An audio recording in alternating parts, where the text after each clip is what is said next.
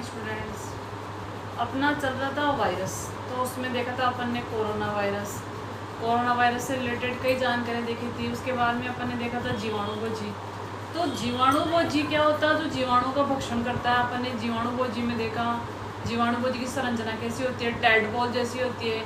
इसके अलावा जीवाणुभोजी में जो जनन के 2 चक्र होते हैं, लयनकारी और लयकारी चक्र, लयनकारी और लयकारी चक्र। अब आज देखेंगे अपन वायरस का वर्गीकरण, क्लासिफिकेशन ऑफ वायरस, या कह सकते हैं वायरस का वर्गीकरण। तो अगला टॉपिक है आपका वायरस का वर्गीकरण। वायरस को विषाणु भी बोलते हैं। वायरस का वर्गीकरण,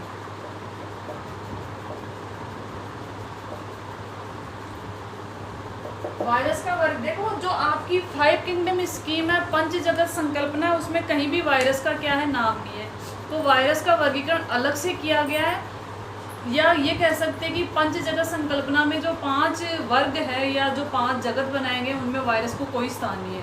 तभी तो वायरस क्या है, इसने इतना आतंक मचा रखा है। या वायरस से रिलेटेड जो भी डिजीज होती है वो क्यूरेबल होती है, पर बहुत रेयर चांसेस में होती है। उसका जो टाइम पीरियड होता है, उतना टाइम पीरियड कंज्यूम करने के बाद ही क्या होता है, उससे आप जो भी पर्सन होता है वो रिमूव हो पाता है।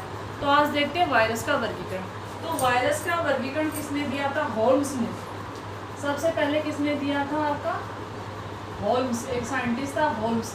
उसने वायरस को वर्गीकृत किया और इसको किस में रखा? वायरोइडी गण में। ये ध्यान रखना, इसका कुल पूछा जाता है वायरल्स।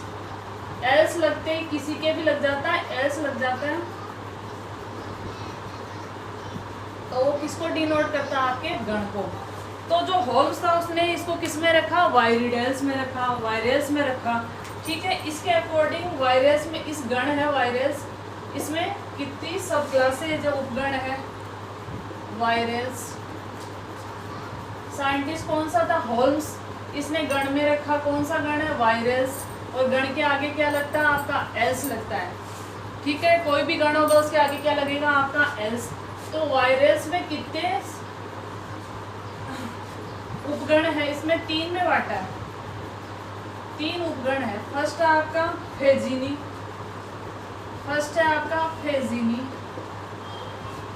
सेकंड है फाइटोफेजिनी, सेकंड है आपका फाइटो यानी प्लांट, फाइटोफेजिनी।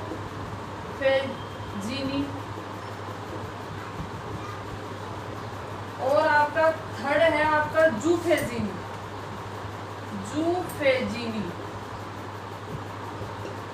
देखो, फेजिनी, होल्म्स कौन था? आपका साइंटिस्ट था जिन्होंने सबसे पहले वर्गीकरण दिया।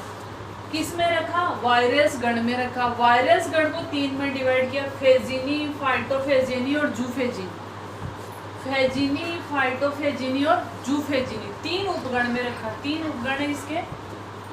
अब देखो, जो फेजिनी है उसमें कौन से वायरस आएंगे? जीवाणुभक्षी मतलब बैक्टीरियोफेज।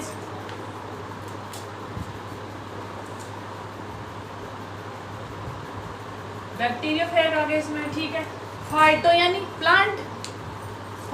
प्लांट मतलब वो वायरस जो प्लांट को इन्फेक्टेड करते हैं। पादप वायरस बोल सकते हो आप, पादप वायरस। और ये क्या हो जाएंगे आपके? जंतु वायरस। दोबारा से देखो, एक साइंटिस्ट थे आपके होल्म्स, उन्होंने सबसे पहले वायरस का वर्गीकरण किया, क्लासिफिकेशन किया। इन्होंने क्या कहा कि जो वायरस होते हैं उनको वायरलेस ऑर्डर में, वायरलेस गण में रखा गया। फिर इसको सब गण में बांटा, उपगण में बांटा। कौन से थे? फेजिनी, फाइटोफेजिनी और जूफेजिनी। फेजिनी में कौन आएंगे? बैक्टीरियोफेज, वो वायरस जो बैक्टीरिया को भक्षण करते हैं।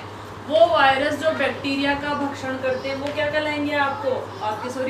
जीवाणुभोजी।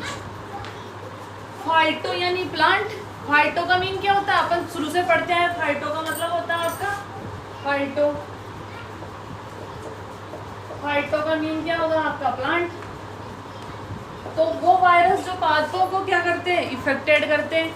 और जूफेजिनी का मतलब जो जंतुओं को। तो देखो, वायरस वो सब्सटेंस है, अपन ने सबसे पहले देखा है, जब भी अपन ने वायरस की स्टडी की तो अपन ने देखा वायरस कैसा जीव है? अकोशिकीय जीव है। कैसा जीव है? अकोशिकीय, मतलब उसकी कोई कोशिका ही नहीं होती, कोई संरचना ही नहीं होती। तो जैसे वो लिविंग के कांटेक्ट में आएगा, सजीव के कांटेक्ट में आएगा, और वो क्या कर जाएगा, आपके सजीव के लक्षण की, सजीवों की तरह लक्षण व्यतीत करने लग जाएगा, प्रदर्शित करने लगेगा। तो पादप भी क्या आपके सजीव है, बैक्टीरिया भी क्या आपके सजीव है, और जंतु भी क्या आपके सजीव है। तो ये किसने दिया था? आपका होल्म्स। एक साइंटिस्ट और है, और यही वर्गीकरण आपका ज़्यादा मान्य है। जो दूसरे वाला बता रही हूँ ये आपका ज़्यादा मान्य है। कौन सा है वो देखते हैं अपन। होल्म्स ने तो 3 में डिवाइड किया है, फेजिनी, फाइटोफेजिनी और जूफेजिनी। अगला है आपका एंड्रे वॉल्फ। 3 साइंटिस्ट है, इसको शॉर्ट में बोलते हैं LHT। इस वर्गीकरण को शॉर्ट में बोलते हैं LHT। इसका मतलब है एंड्रे वॉल्फ,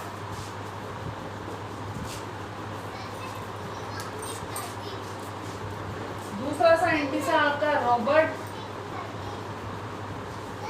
हॉर्न और पॉल टर्नियर।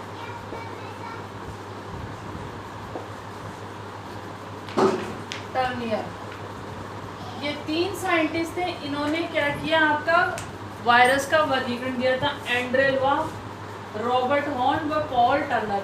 तो इनका जो सबसे पहले वाला वर्गीकरण था उससे थोड़ा सा डिफरेंस है, ज़्यादा डिफरेंस नहीं है। ये इसको कहा जाता है LHT। देखो इनके जो नाम का सरनेम है उससे लिया इन्होंने, वॉल्फ, हॉर्न और टर्नियर, इसलिए इसको क्या कहा जाता है, आपके LHT वर्गीकरण। शॉर्ट में भी पूछा जाता है, कई बार इनकी फुल फॉर्म भी पूछी जाती है, और ये भी पूछा जाता है कि ये वर्गीकरण किन किन वैज्ञानिकों ने दिया, तो आपको इनके नाम भी पता होने चाहिए। अब इन्होंने क्या किया, वायरसों को किसके आधार पर वर्गीकृत किया गया था? सममिति के आधार पर। वायरस की सममिति कैसी है? इसके अलावा न्यूक्लिक अम्ल, RNA या DNA अपन सब पढ़ चुके हैं ये सब। न्यूक्लिक अम्ल, आवरण, DNA का प्रोटीन का आवरण है, फैट का आवरण है, किसका आवरण है, और कैप्सोमियर की संख्या, कैप्सोमियर की संख्या। तो ये था आपका। देखो NCERT में इतना भी नहीं दे रखा है, पर ये आपके क्वेश्चन, बाउंसर क्वेश्चन जब आते हैं तब इधर से आता है क्वेश्चन। तो ये था आपके वायरस का वर्गीकरण। तो अपन ने देखा वायरस के बारे में देखा, ठीक है। इसके अलावा अब एक और नया पार्टिकल है वायरोइड। वायरोइड एक नया है आपका वायरोइड। ये क्या होता है इसको समझने की कोशिश करते हैं। वायरोइड, तो ये आपका था वायरस से रिलेटेड टॉपिक। अगला है वायरोइड।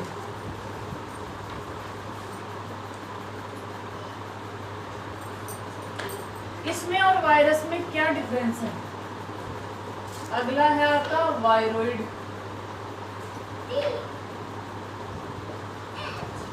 ठीक है, वायरोइड की खोज कब हुई थी? सबसे पहले तो खोज से रिलेटेड क्वेश्चन आता है, अच्छा क्वेश्चन है। खोज हुई थी 1971 में। वायरोइड की खोज की थी डाइनर ने, साइंटिस्ट का नाम है डाइनर। सबसे पहले डाइनर ने क्या की थी, आपकी वायरोइड की खोज की थी। अब जो वायरोइड होता है ये भी क्या होते हैं आपके, वायरोइड और वायरस में क्या डिफरेंस है वो भी अपन देखेंगे, यहाँ से भी क्वेश्चन बनता है। तो सबसे पहले वायरोइड की खोज किसने की थी? 1971 में डाइनर ने की थी। अब ये क्या करते हैं, पादपों में रोग उत्पन्न करते हैं, उच्च कोटि के पादपों में। इनके एक स्पेसिफिक विशेषता है, उच्च कोटि के पादपों में, मतलब एल्गी, शैवाल इनको नहीं प्रभावित करते, उच्च कोटि के पादपों में रोग फैलाते हैं।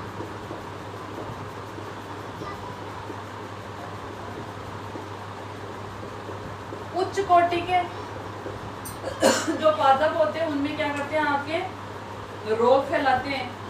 इनका जो जेनेटिक मटेरियल होता है वो क्या होता है, अब देखो वहाँ DNA भी था, RNA। इनका जेनेटिक मटेरियल क्या होता है, RNA, कम अणुभार वाला, कम अणुभार वाला। अब जैसे अपन कोरोना की बात करें तो उसमें भी RNA, पर कौन सा है, SS RNA। Single standard RNA पर कौन सा है, पॉजिटिव RNA, इसमें नेगेटिव नहीं है। अगर कोरोना की बात की जाए तो इसमें कौन सा RNA, SS RNA, और वो भी कैसा, पॉजिटिव, कोरोना में। अब पॉजिटिव से फायदा क्या है, देख लो एक बार क्या, जो पॉजिटिव आरएनए होता है तो वो क्या करेगा, जाते जैसे सेल के अंदर एंटर हुआ, जैसे आपका सेल के अंदर एंटर हुआ वो अपनी कॉपी बनाना शुरू कर जाए। अगर नेगेटिव होता तो पहले क्या करता, उस जो सेल था उसके डीएनए को पॉजिटिव करता, सॉरी खुद के डीएनए को पॉजिटिव करता, तो फिर क्या करता, डीएनए से आरएनए बनाता, डीएनए से क्या बनाता आपका आरएनए, तो उसमें टाइम लगता। अब इसमें क्या था, पॉजिटिव आरएनए, तो आरएनए से डायरेक्ट आरएनए बना देगा, और इसका जो रोग कारक है वो कौन है आपका, आरएनए तो है, ठीक है। तो ये कम अणुभार वाला आरएनए होता है। अब ये जो रोग फैलाता है वो उच्च कोटि के पादपों में फैलाता है, जैसे जिम्नोस्पर्म और एंजियोस्पर्म। एग्जाम्पल देख लो, साइट्रस, मतलब सिट्रस की फैमिली, लेमन कह सकते हो, साइट्रस एक्सोसिस्ट, जो नींबू होता है उसमें होता है ये। दूसरी ये डिजीज के एग्जाम्पल्स है, बीमारी के example, potato spindle tuber, potato spindle tuber, potato spindle tuber, ये भी क्या आपके उच्च कोटि के पादपों का रोग है। क्राइजेंथियम स्टंट, क्राइजेंथियम जो प्लांट होता है उसमें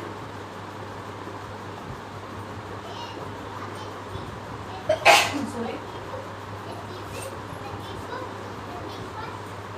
ये भी क्या आपका। अब देखो अपन ने देखा ना कि वायरॉइड क्या होता है, जिसकी खोज किसने की थी, डाइनर ने की थी। उच्च कोटि के पादपों में रोग फैलाता है।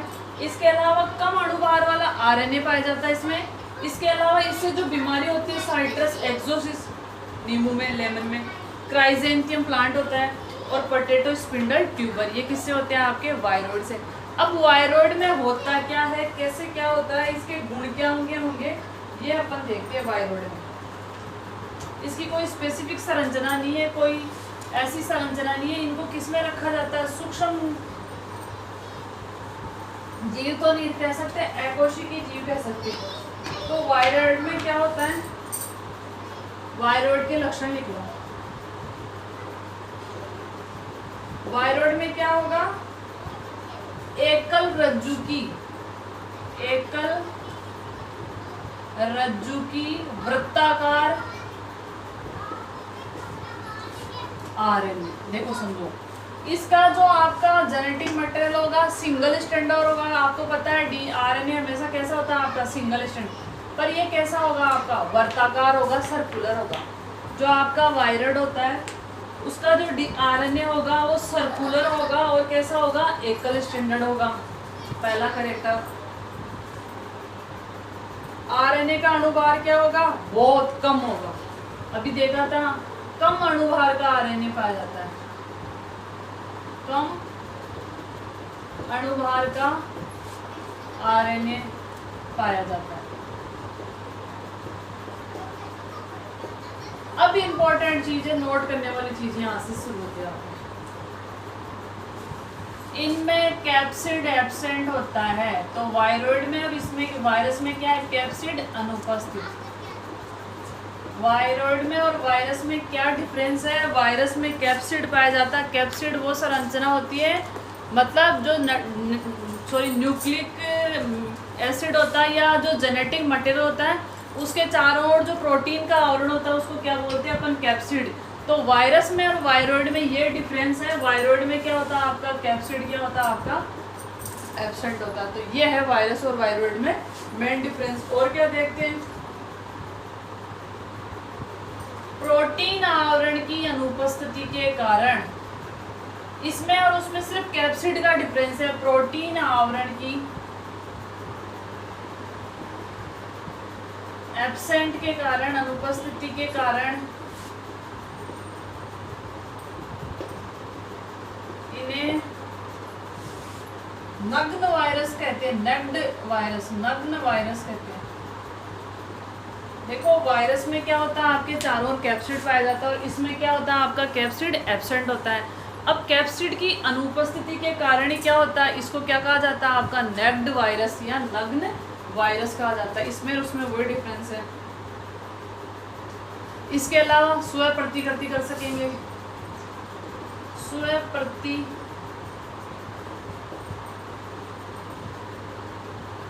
बना सकते हैं, अपनी जीरोक्स कॉपी बना सकते हैं। और क्या कैरेक्टर हो सकता है? हाँ, ये इंपॉर्टेंट चीज है, ये जंतुओं में रोग उत्पन्न नहीं करते, ये सिर्फ पौधों में रोग उत्पन्न, जंतुओं में रोग उत्पन्न नहीं करते, ये है पौधों में रोग उत्पन्न करते हैं, पौधों में रोग उत्पन्न करते हैं। मतलब अब तक ऐसा कोई वायरॉइड डिस्कवर नहीं किया गया जिसने जंतुओं में कोई रोग उत्पन्न किया गया है, ये सिर्फ पादपों में रोग उत्पन्न करते हैं। तो ये था आपका वायरॉइड। वायरॉइड वो होता है जिसमें एकल रज्जु की वर्ताकार डीएनए पाया जाता है। डाइनर ने इसकी खोज की थी 1975 में। इसके अलावा जो इसका आरएनए होता है वो कैसा होता है? कम अणुभार वाला होता है, कैप्सिड अनुपस्थित होता है, और ज़्यादातर लक्षण वही है जो वायरस के होते हैं, पर कैप्सिड अनुपस्थित होता है, और इसी की वजह से इसे नग्न वायरस भी कहा जाता है। ये स्वयं की प्रतिकृति बना सकते हैं, और ऐसा कोई वायरॉइड डिस्कवर नहीं किया गया, खोजा नहीं गया जो जंतुओं में बीमारी उत्पन्न करता हो। सारे किस में करते हैं? आपके पादपों में करते हैं। ये थी वायरॉइड के बारे में। अब एक ऐसा एककोशिकीय जीव और है, वो अपन और देखेंगे, उसको बोलते हैं प्रियोन। उसे क्या कहा जाता है? आपका प्रियोन। तो वो भी देख लेते हैं अपन। ये एनसीईआरटी में दे रखे हैं, पर बहुत शॉर्ट में दे रखे हैं, और उसके बेसिस पे आप ट्यूशन नहीं कर पाओगे। अगला है प्रियोन्स। प्रियोन, ठीक है। सबसे पहले इसकी खोज की थी आपकी एल्पर हैग व क्लार्क ने। खोज किसने की थी? एल्पर हैग व क्लार्क, 3 साइंटिस्ट हैं, इन्होंने इसकी क्या की थी? आपकी खोज की थी, ठीक है। डिस्कवर तो किसने किया था?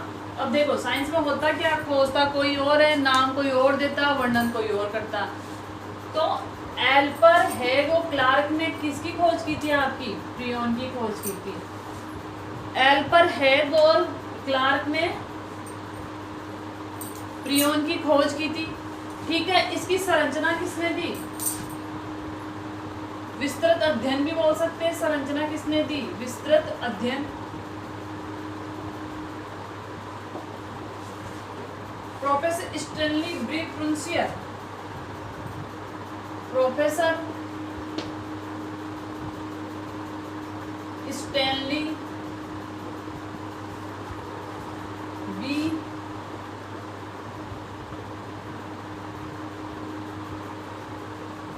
प्रूसिनर। और कब दी?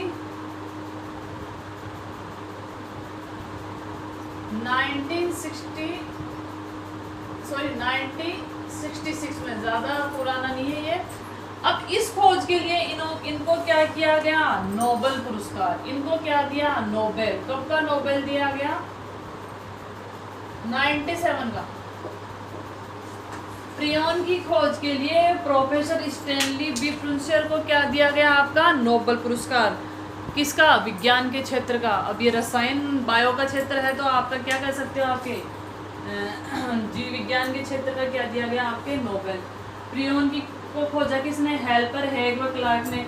विस्तृत अध्ययन किसने किया? प्रोफेसर स्टैनली बी प्रुंसियर ने 1966 में। और 1970 में इनको 1997 में क्या दिया गया? इनको नोबेल पुरस्कार दिया।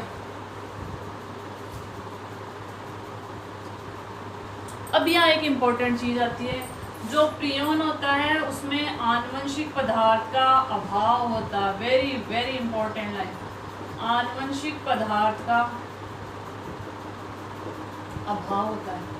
ना इसमें खुद का डीएनए होता है, ना इसमें खुद का आरएनए होता है। तो क्या होगा? आपके आनुवंशिक पदार्थ का क्या होता है? इसमें अभाव होता है। आनुवंशिक पदार्थ एब्सेंट होता है।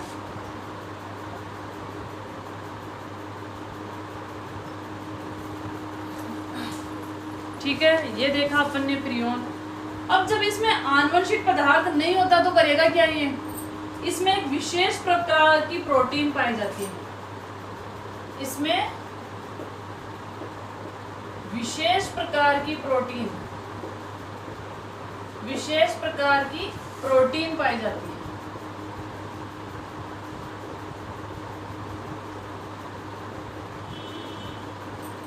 इसमें विशेष प्रकार की प्रोटीन पाई जाती है, उसको क्या बोलते हैं? Prion protein. Very very important, prion protein.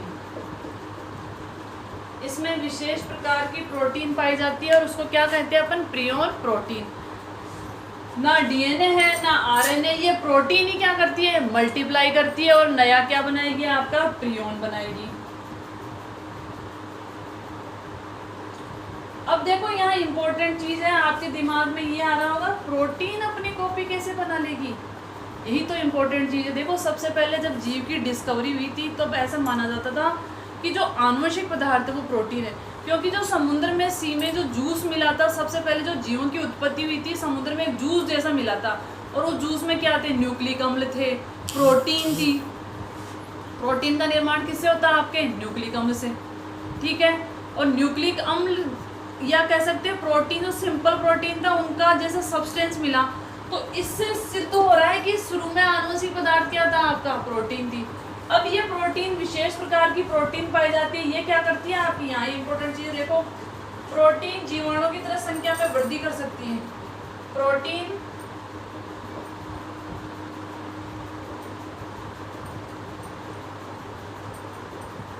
जीवाणुओं की तरह संख्या में वृद्धि कर सकती है। क्या कर सकती है? आपकी जीवाणुओं की तरह संख्या में वृद्धि कर सकती है ये प्रोटीन, ठीक है। तो ये है आपका प्रियोन। और देखते हैं प्रियोन में और क्या क्या इंपॉर्टेंट चीज है।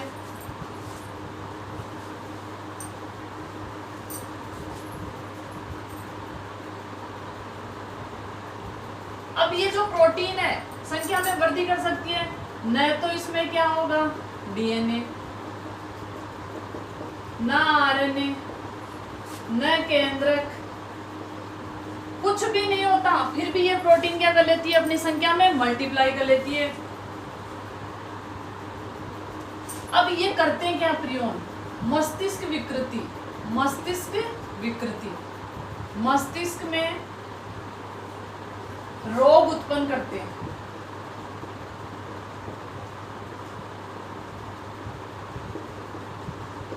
मस्तिष्क में क्या करते हैं? रोग उत्पन्न करते हैं या विकृति उत्पन्न करते हैं।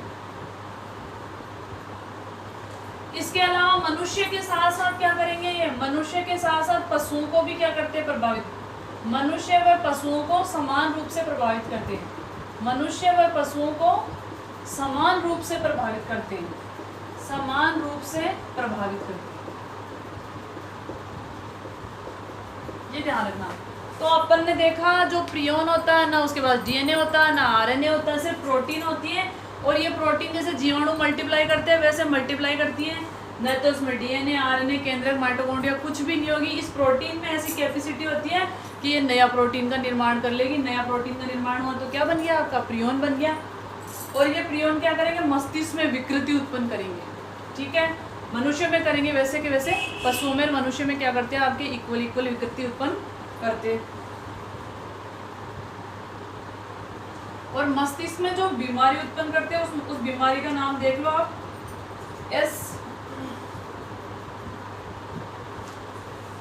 इसमें बीमारी तो नहीं कह सकते अपन, मस्तिष्क में विशेष प्रकार की विकृति उत्पन्न करते हैं। बाकी अपन कल देखेंगे। पढ़ते रहिए, घर पे रहिए। थैंक यू, धन्यवाद।